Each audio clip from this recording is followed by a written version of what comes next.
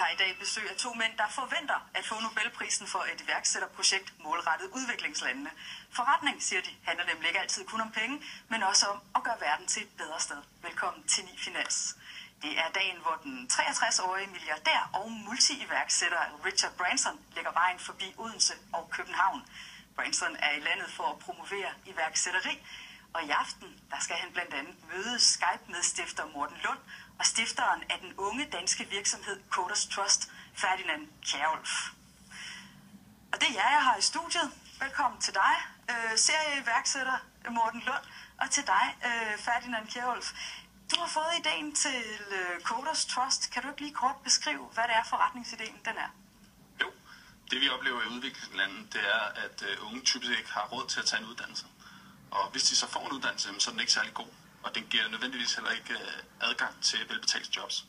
Så det vi gør, det er, at vi yder et lån til programmører, som allerede har en forretning på nettet, hvor at, de tjener penge på at servicere kunder i Vesten.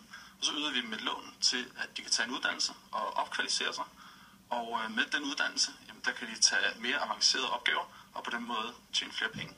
Og dermed også tilbagebetale det mikrolån, som de bliver ydet. Morten Lund, som sagt, serieiværksætter, du er også lidt sådan Richard Branson-klon, og ham skal vi tale lidt mere om senere. Hvad er det, du er indtrådt som formand for bestyrelsen i Coders Trust. Hvad er det for et potentiale, du ser i virksomheden?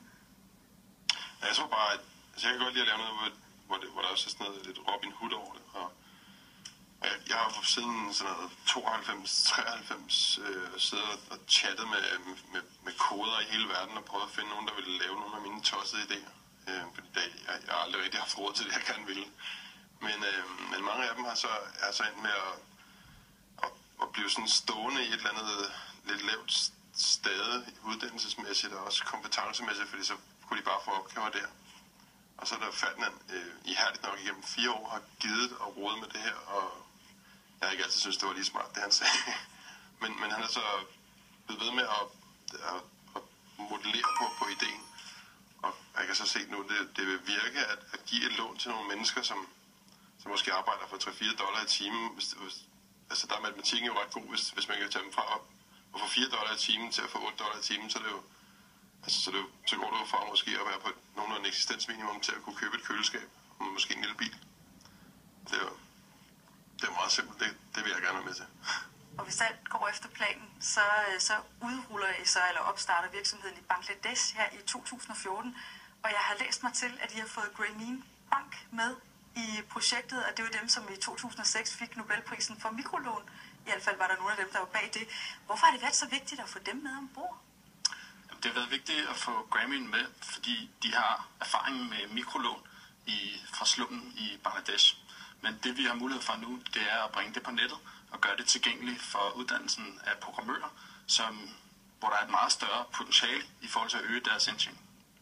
Jeg kan forstå på dig, Morten Lund, at du har sådan savnet, at du siger, at Ferdinand Kjærulf har haft en masse tossede idéer. Nu har han så fået finpudset den her, og der er sådan et Robin Hood-element, som du er meget tiltalt af.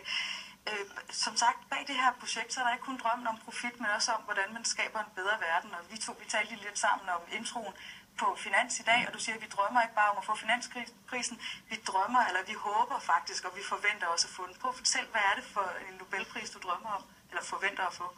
Altså, jeg har bare været så ekstremt heldig i mit liv at være med til at lave software tit, der er kommet ud på 300-400 millioner computere. Så jeg er ikke nødvendigvis bange for det, så jeg har også lavet aviser, der kom hjem til rigtig mange mennesker, og så tog alle mine penge, men det sker jo. Men med det her projekt, der kan vi opgradere mennesker, som sidder, altså vi taler om mennesker, der sidder ude i slummen, har været begavet nok på en eller anden måde, eller i virkeligheden, man skal måske også lige tage definitionen af en koder. Det er bare en fætter, der er god til matematik. Der er ikke mere raketvidenskab i det. Der er nogle af de her, de er kommet ud fra slummen, og sidder i slummen og har fundet en computercafé. Ferdinand har altså selv mødt dem, men han har været i Irak og i Afghanistan som soldat. Ja. Og set dem finde en lille café, logge på de her ting, og så få arbejde. Få arbejde på den anden side af jorden, få overført pengene og tjene penge, mens de sidder der. Så på den her måde, så kan man tage mennesker, der næsten ingenting har, og opgradere dem. Og de er alle steder. Det spændende ved det er, at de er alle steder. Der er computercaféen alle steder, hvor der sidder en nørd over hjørnet. Ingen fatter, hvad han laver. Men han tjener lidt penge og kan bære nogle penge hjem til sin familie. og måske opgradere det lokalsamfund en lille smule, i stedet for at bare tage ind til den store by, og familien så kan så ikke have noget ud af ham, men han kan så sende nogle penge hjem. Her der kan han måske bygge noget lokalt, og det har fanden han selv gjort med at opgradere en hel by i Irak, hvor han fik uddannet alle de lokale government, kommunalansatte, og på den måde fik opgraderet hele byen. Så jeg tror nok, vi skal få Nobelpris. Det er jeg ikke i tvivl om. Som sagt, I ønsker i første omgang at få Richard Branson med ombord, og vi har lavet et portræt af Richard Branson, jeg synes, vi skal se. Richard Branson er en af Englands højst profilerede milliardærer, nummer 281 på Forbes liste over verdens rigeste, med en formue på 27 milliarder kroner og ejer af sit helt eget skattely, en lille palmeø i Karibien. Karrieren som superiværksætter blev grundlagt som stifter af Studenterblad og videre til magasin- og musikbranchen, hvor han stiftede pladeselskabet Virgin Records. Virgin blev siden til et flyselskab og et virksomhedsimperium med 400 selskaber i brancher, der spænder så vidt som mobiltelefoni, stamceller, natklubber, vodka og rumrejser. Rumrejserne er solgt siden 2007, men jomfruferien er udskudt flere gange, og det er endnu uvist om og hvornår Bransons rumraketter er klar til affyring. Altså et karriereforløb fra Studenterbladet til nu også rumrejser. Han er et iværksætterikon for mange, måske også for dig, Ferdinand Kjærulff. Hvad er det, han kan? Jamen, Richard Branson, han er blevet ved. Når han har haft et projekt, jamen, så er han ikke stoppet. Han har prøvet gang på gang, og han har også fejlet.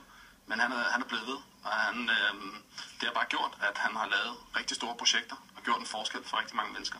Det er jo lidt det samme, vi gerne vil. Vi tror på, at vi med Kodas Trust kan komme ud til rigtig mange mennesker via internettet i områder, hvor man traditionelt ikke ville have adgang til uddannelse, og komme med den her løsning, der reelt giver dem adgang til resten af verden. Så når nu I har et møde med Richard Branson senere, og I sidder på D'Angleterre, og I skal forsøge at pitche den her idé, så er det også de spor, som I vil køre af, at det ikke bare handler om penge, men faktisk om at gøre verden til et lidt bedre sted. Du er personlig ven af ham, Morten Lund. Hvad er det, han har lært dig?